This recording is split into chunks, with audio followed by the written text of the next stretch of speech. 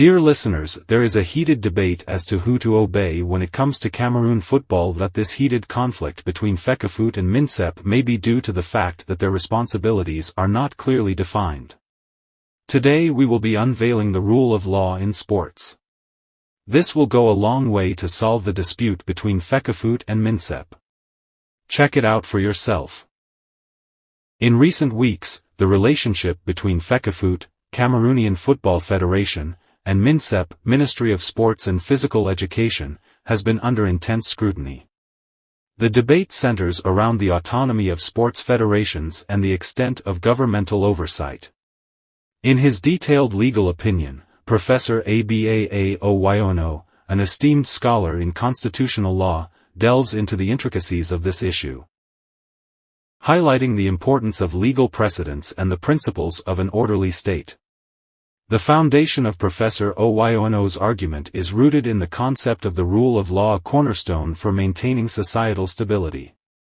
The professor emphasizes that the foremost right provided by the Cameroonian constitution is legal security.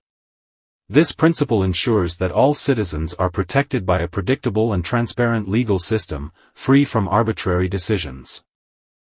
In the context of FECAFOOT and MINSEP, Professor Oyono explains that the government, under the 2018 law, decided to relinquish direct control over football management, transferring this responsibility to FECAFOOT.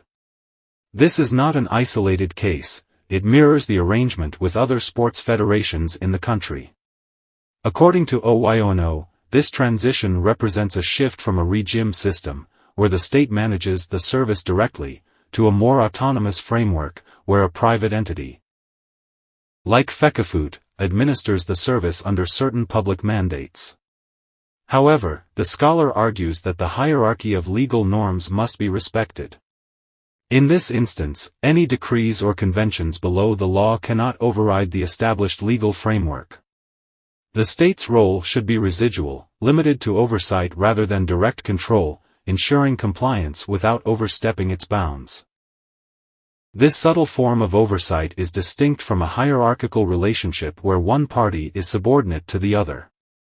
FECAFOOT, in this arrangement, maintains a degree of independence, and any overreach by MINSEP could be challenged through administrative courts. Professor Oyono also highlights the necessity of resorting to legal channels when disputes arise, lamenting the absence of early legal action to curb what he describes as the state's phagocytic tendencies, a metaphor for its encroaching control over FECAFOOT.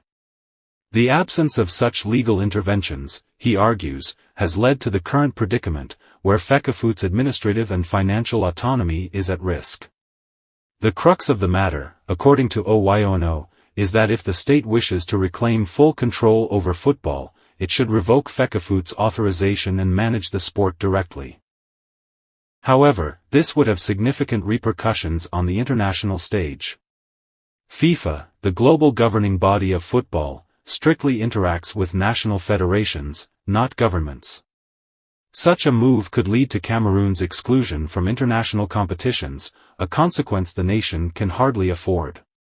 Finally, the professor reflects on the broader implications of centralizing power in Cameroon. He critiques the tendency of the political system to concentrate authority in a single entity, often at the expense of established legal norms. This concentration of power, he asserts, is at the root of many of the country's challenges. In conclusion, Professor Abaa Oyono's legal opinion serves as a poignant reminder of the importance of upholding the rule of law in all spheres, including sports.